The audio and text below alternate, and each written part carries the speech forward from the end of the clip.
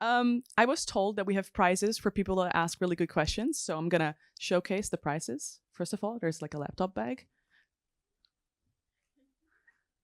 You can swing it over your shoulder potentially too. And also, as a second prize, or first prize, if you are really in need of an umbrella, we also have an umbrella. So, think of all of those questions already now or during the talk, and then ask really good questions. And one of these items might be yours after this session. All right, we're going to hear from Foy, who is going to talk about how to create and maintain diverse teams, something that they have a lot of experience with. You're a developer advocate at Zynga. I just heard that there's multiple ways of pronouncing that name. But we're not getting into that today because we're talking about diverse teams. So whenever you're ready, please take it away.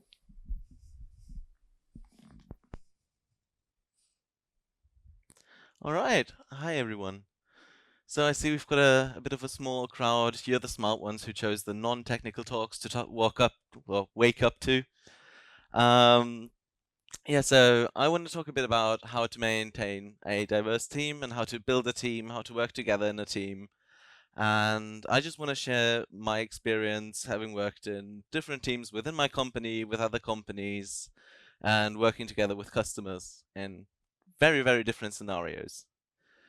So my main goal is to give you some keywords to take away and to learn how to be a better person maybe and a better team player, and also how to get around maybe more problematic people in your team. And yeah.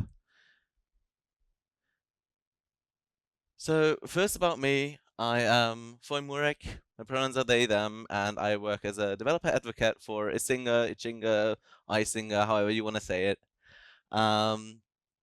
And yeah, in my talk, I'm going to share the perspective of a white person, but a white queer person. So I can only talk about, my perspective as a queer person and not in a racial setting or a social setting that much. So yeah, just as a disclaimer, this is my perspective, a white queer person from the middle of Europe. But I hope that I'm going to hit some intersectionality for you to learn from. I'm very passionate about teaching, about accessibility, about inclusiveness, and old cars if you want to hit me up afterwards at the Ask Me Anything booth. And yeah, my Twitter handle is going to be down in the corner if you want to reach out. So diversity is a topic a lot of people talk about. It's being discussed in different spaces. But before we can actually talk about it together, I would like to share you my definition of the word. And it would be the presence of a wide range of differences among people. This could be anything from race, from social status, from gender and sexual orientation. And I would say this definition I chose is a mishmash of different definitions I found on the internet just to condense it down a little. And diversity itself can be defined in that short sentence, but I would like to bring it up a little more into different categories. And the first category I want to look at is internal diversity. Internal diversity is something you're born into. Those are aspects of yourself that you didn't choose and that are probably not going to change throughout your life. So it could be your ethnicity, it could be when you were born, it's your nationality, it is your sexual orientation, your gender identity, it's your assigned sex at birth, it's everything that you didn't choose, but that makes up a part of your personality, a part of yourself. And there's also external diversity, which is the second category, and it's something that you're not necessarily born with, and aspects of your person that can change throughout your life, and that probably will change throughout your life, which could be interests that you're having, which could be the education that you've received throughout your life. It could be your appearance, the way you dress, the way you speak, your citizenship, your religious beliefs, where you live. So all the things that can and will change in your life. And in our topic of discussion, the professional diversity is also an aspect that we want to look at. And the professional diversity basically is everything that relates to your work. And it probably will change quite frequently. It could be your education, special trainings, your job function, your team, your leadership position, and what you're being paid. And all of those different kinds of diversity come together and form your worldview. So the different kinds of diversity all influence how you see the world. And how you see the world is also something that will change over time. Usually, people mature and change their views, their political beliefs, and their moral compass, what they think is right and wrong, because we all learn throughout our life and, yeah, grow as people.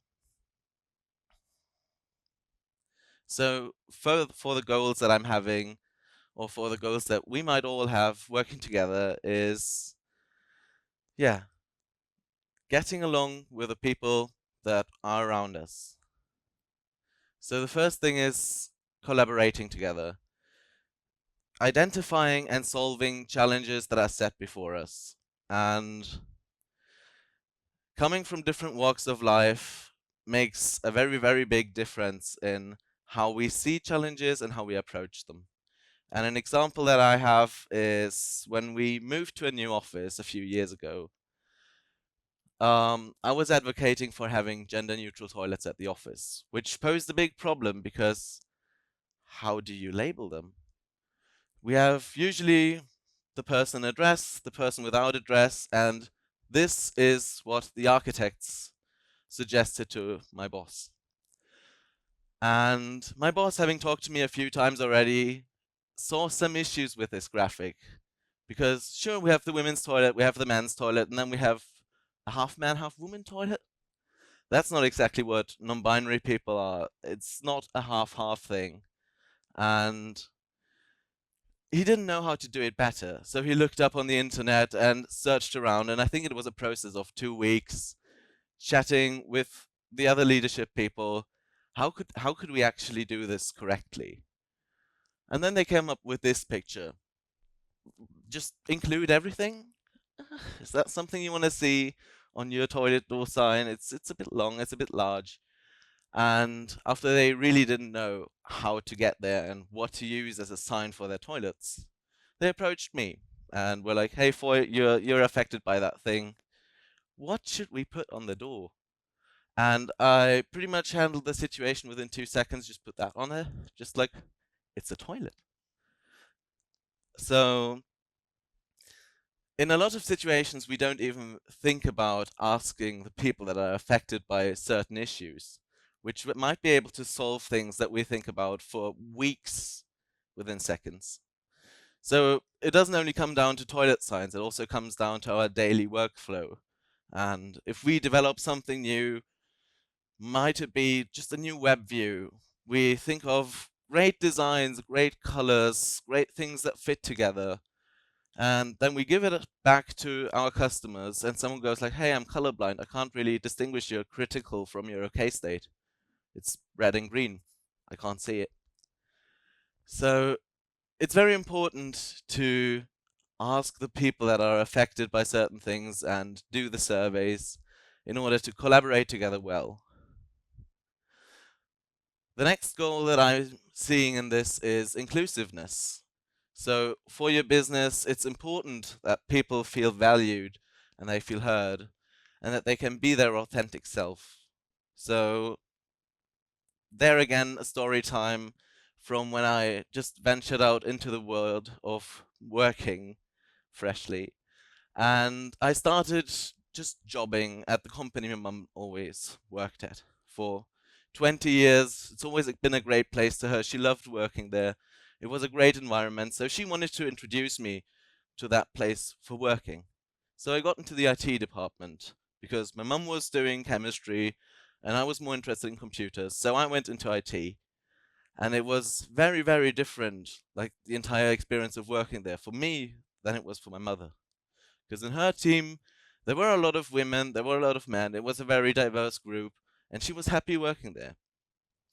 And I got shoved into the little broom closet in the basement with all of the IT guys, which back then I was 15 years old, I was female presenting, and I was shoved into that broom closet with 3 guys that were 60 plus and did not have a clue about how to interact with a person that was different from them. And I think it took me 2 or 3 weeks until I called it quits, and I was like, this is not the place for me. And having an inclusive environment with different people that try to understand you and try to talk to you makes a very, very big difference in retaining people to work with you and also having fun yourself. Employee satisfaction directly ties into that. As my story showed, improving job satisfaction for everyone that works in an environment just creates a positive work environment for everyone. It's a feedback loop. If I'm happy, I'm going to be a lot more nice to you. You're going to be a lot nicer back to me. So it just creates an environment everyone is happy at working for. And for me, when I changed my employer and I started working for Isinger, the company I work at now, we were a lot smaller than we are now. I think we were a team of 6 or 7 developers. But among those 6 developers, we had 4 different nationalities. We had people of all ages, different genders. And I'm still there, 7 years later now. We've grown quite a lot. I think we have a bit over 20 developers now. And we still have, I think, 14 different nationalities with us. So having people from different walks of life made me want to stay there, helped me gain friends, and also helped make a better environment for them. And also, external representation is a big goal that a lot of companies have and that a lot of teams might want to have. So having a nice balance of different people working for you will also look good to the outside of the company.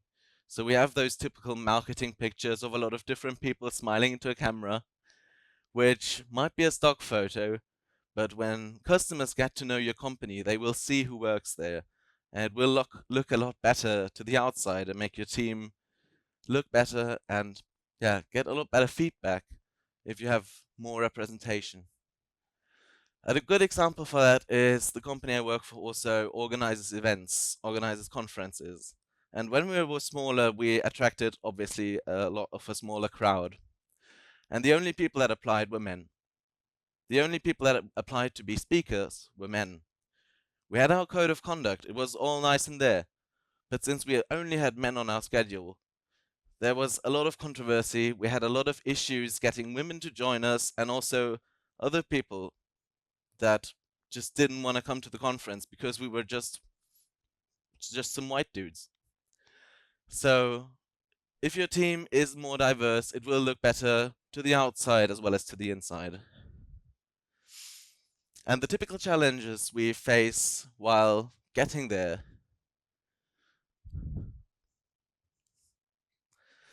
are communication. And by communication, I don't only mean speaking different languages, but also when you come from different cultural circles, people that grew up in the 70s will probably talk very different from people that were born 15 years ago. And just having some slang that people don't understand can create barriers.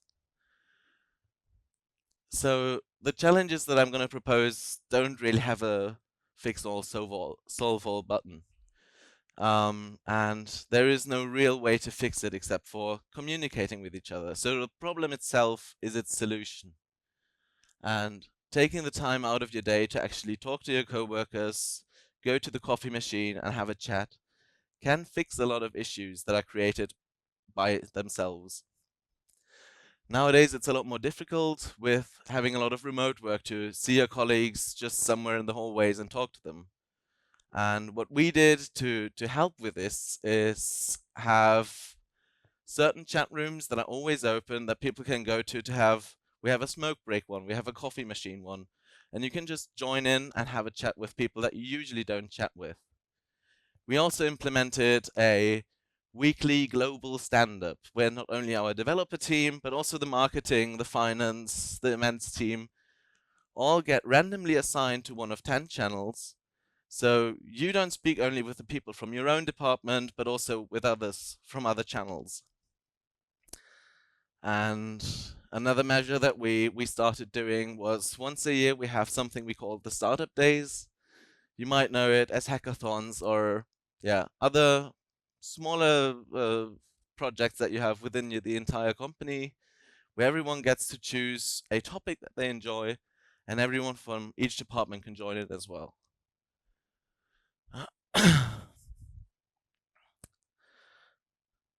Another issue that we all have are unconscious biases, and having those unconscious biases are, like the name implied, unconscious. Most of us are not aware that we have certain biases against certain groups of people. And they can be very, very deeply ingrained, they can be attached to stereotypes, and it's something that we can't directly fight because we often don't know about them. And those stereotypes and those unconscious biases we have can and will influence our decision making, influence how we talk to people, influence who we hire or who we don't hire, influence who gets to speak up in a room, in a meeting, and who feels valued and who doesn't. In order to fight those unconscious biases, I think the only way is to read up on them, read up on the most common ones, and look at how you can tackle what is in the back of your mind that you can't see yourself.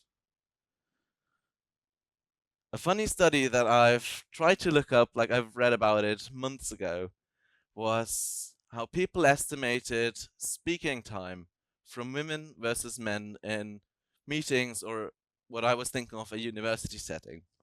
I really, really tried to look up the source of that this morning, but there were so many different studies done that I skimmed through. I couldn't find the original one, but out of the 5 studies that I've read, it was the consensus that in a group of people you had women and men, and you had a meeting and they were discussing something. They were in a classroom setting, they were discussing something.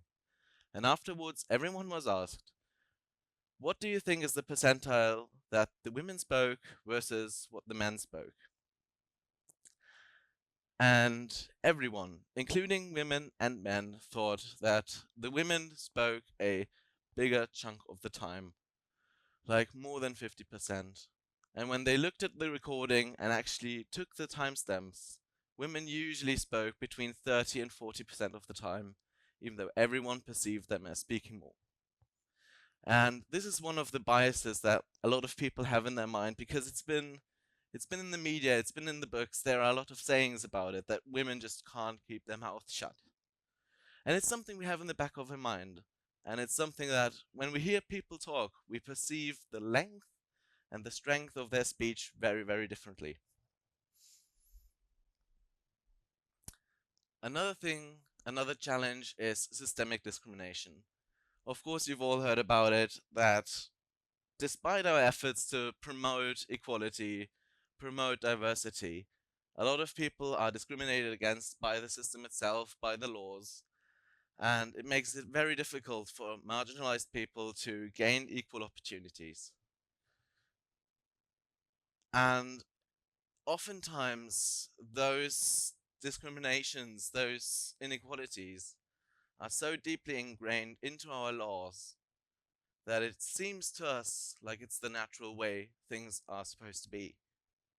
That we assume because the laws have been like that for tens, hundreds years, that this is the natural state of the world, and we don't question it because for us humans, questioning the authority is not something that comes natural to us. We are pack animals after all, and the leader probably knows what they're saying. And that systemic discrimination comes in a lot of ways, and I've had a look in the hiring process of a company, and I'm not entirely sure if they've realized that I was sitting there as an intern with them in that meeting, where they were discussing who they were going to hire out of their candidates.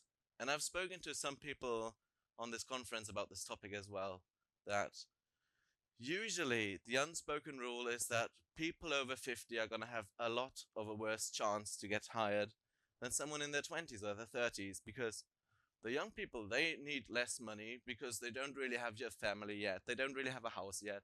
So they're going to do more work, be more productive, and we'll hire them more. This is ageism. And also hiring people who can't get pregnant first, because they won't be gone for 2 years just being pregnant, being off. And those kind of systemic discriminations have to be fixed by the system itself and have to be fixed by us and guidelines. And the last challenge that I would say is a very large one is change management, because people are slow to change. Implementing changes in environments is difficult because we are set in our ways, we want to have our routines, we do stuff the same way every day, every week, every month. We've been doing it like that forever. Why should we change now? Adopting new language is difficult because we've learned it when we were small. This is the way that we've been talking for 10s, 20, 30 years. And now we're supposed to change it for a small group of people. Why would we do that? It is very procedural that you have to implement the changes for them to actually grip and to start working. And it's something that most of us will have an internal barrier against. So we have to be aware. And in order to do things, to change things, I've gathered a few tips and things to look up to. And first of all, I want to speak to you as individuals, as people working in a team, as what you can do to make a friendlier and better environment. And the first point is, it is okay to ask questions. It is good to talk to people. And as long as your question comes from a place of curiosity and not malice, people will usually be happy to answer them. I have had a lot of personal questions asked to me about my transition, my medical transition, things that I might prefer or not like to be called. And for me, it's usually very easy to tell if someone is asking me a question because they want to know it, even though they don't know the exact wording of like what would be politically correct. As long as someone comes to me and asks me a question like, hey Foy, how can I say this and that? I'll be more than happy to answer. I don't care if they're using a word that has been considered a slur for 10 years in my little bubble, because I'm fully aware it's my little bubble.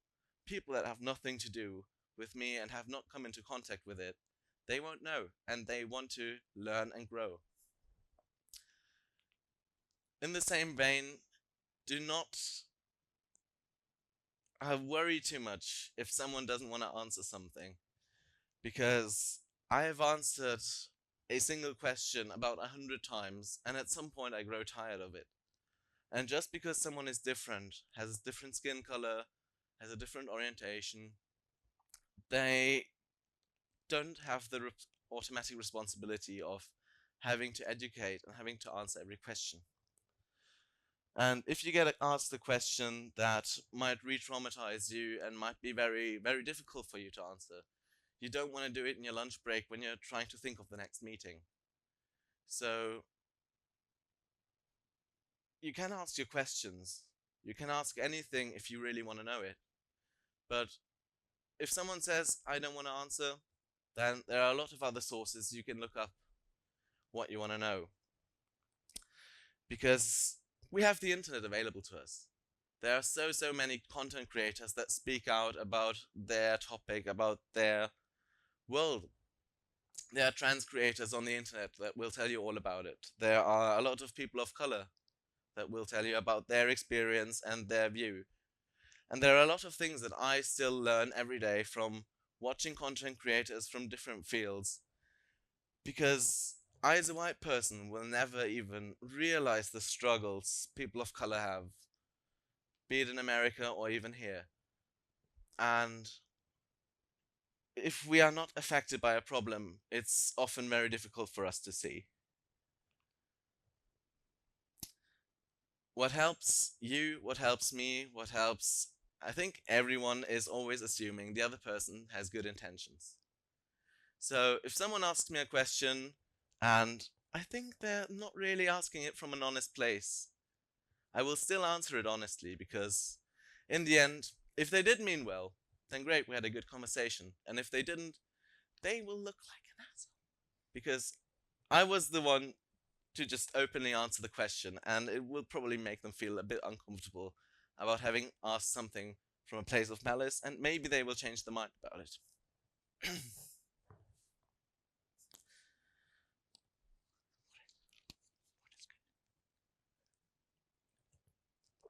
Stay hydrated.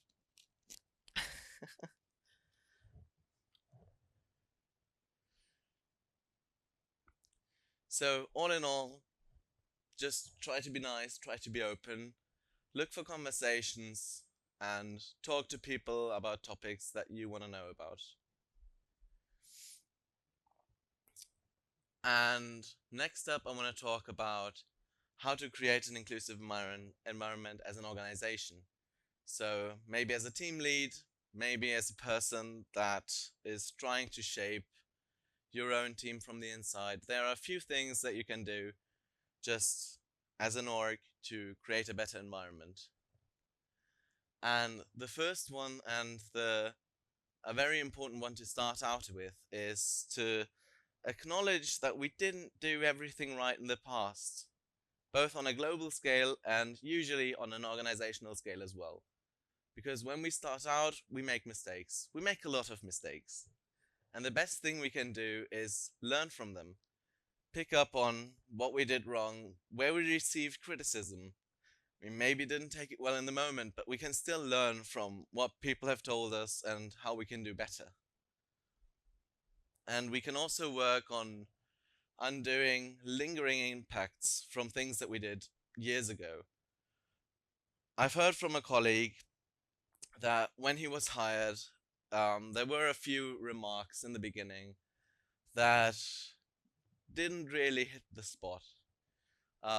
He's a colleague from, I think, Nigeria. Please, I don't know exactly.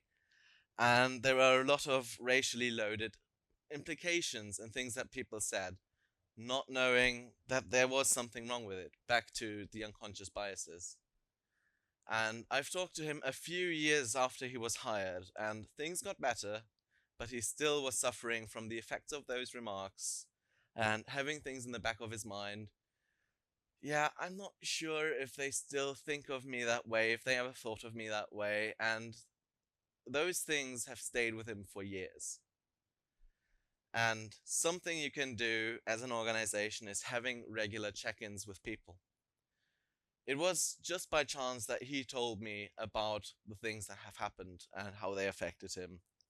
And that can be prevented by having regular check-ins with people. So be it your direct supervisor or just a accessibility or a diversity person that has been selected by your company.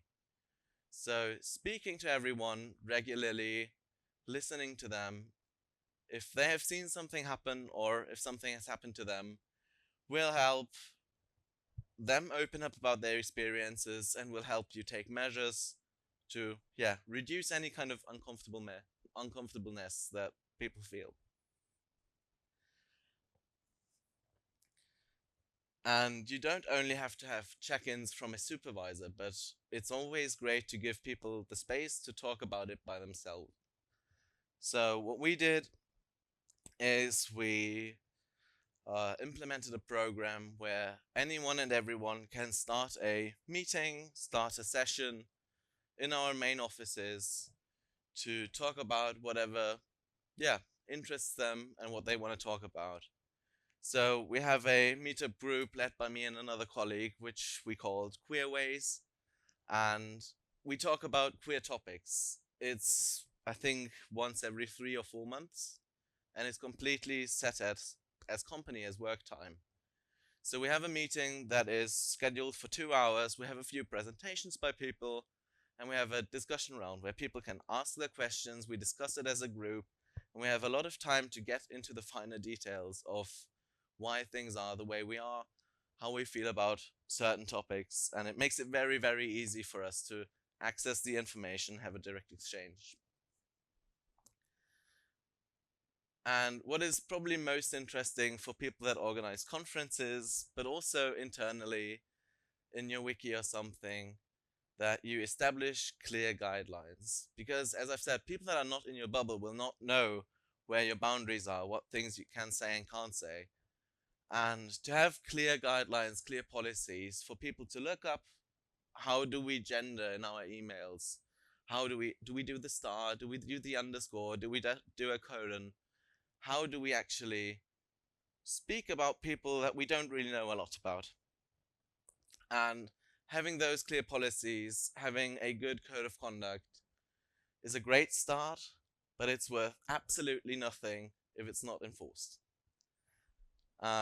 So holding people accountable for their actions, for their words, what they've done, is something that makes those policies work.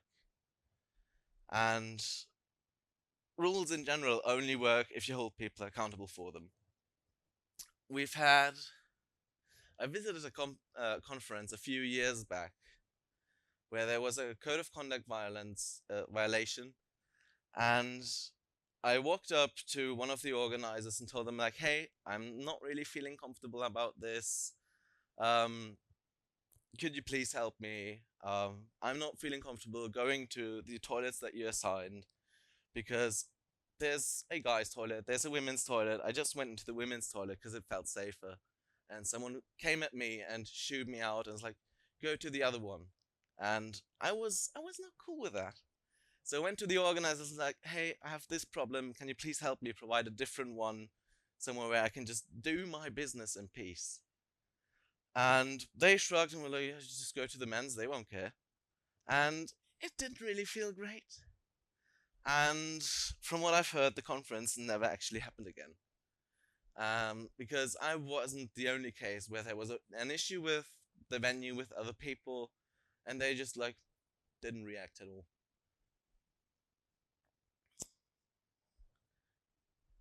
And to help that, because I think maybe the organizers also didn't know what to do. Just imagine you're standing there, you're just trying to manage a track or something, and a person comes up to you like, hey, I've been discriminated against, something is not right. Would you know exactly what to do in that situation? Probably not exactly. And there are a lot of good consultation firms and people that can help you learn how to react to specific situations, learn how to react to a code of conduct violation, react to it when a colleague is sitting somewhere in a corner looking sad. You ask them what's up and they tell you, but you don't know how to react. So there are a lot of diversity and inclusion trainings out in the world that you can use and train yourself and your people to be better at being a good person. And there's also a position called the diversity coordinator, which can help you improve your business from the ground up. So not just training your people with inclusion trainings, but actually looking at your company, looking at your teams, and they are very practiced at spotting where there might be issues, be it in the policies, be it in the way people interact, and just find things that are not going well and help you get better. To summarize it, I thought of a very nice quote just yesterday, and I think all conflict can be traced back to a mismatch in expectations. Anything and everything people will get mad about, shout at each other about, usually can be solved with a calm conversation about what did you expect from me, what did I expect from you, and how can we do better. So, thank you for your time. Thank you for waking up with me this morning. And I would like to invite you to a discussion. Ask me questions, just state experiences you've had that might be of interest to the topic. Thank you.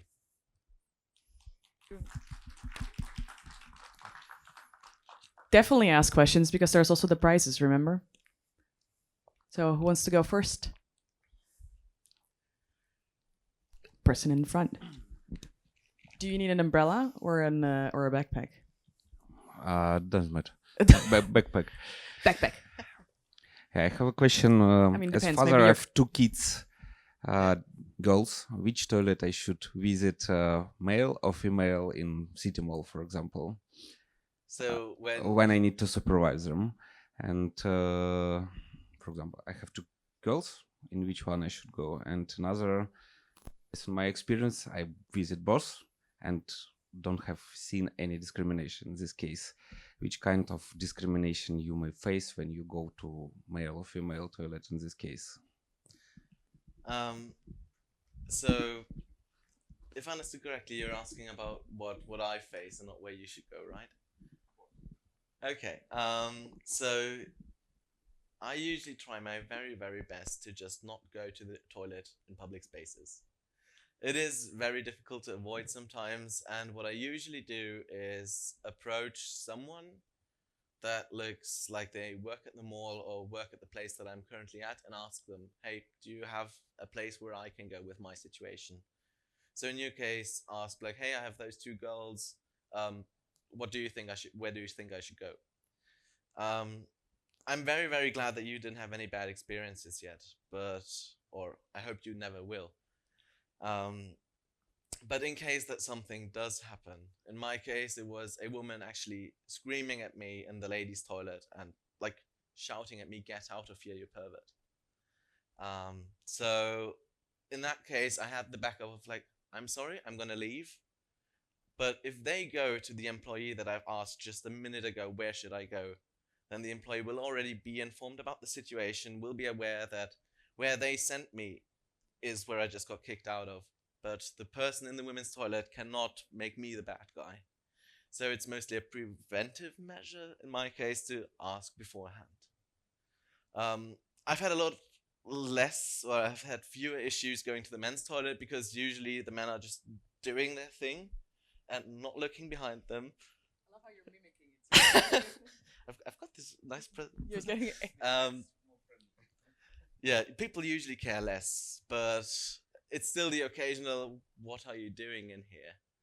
Or it hasn't happened to me here in a long time, and by here I mean Europe.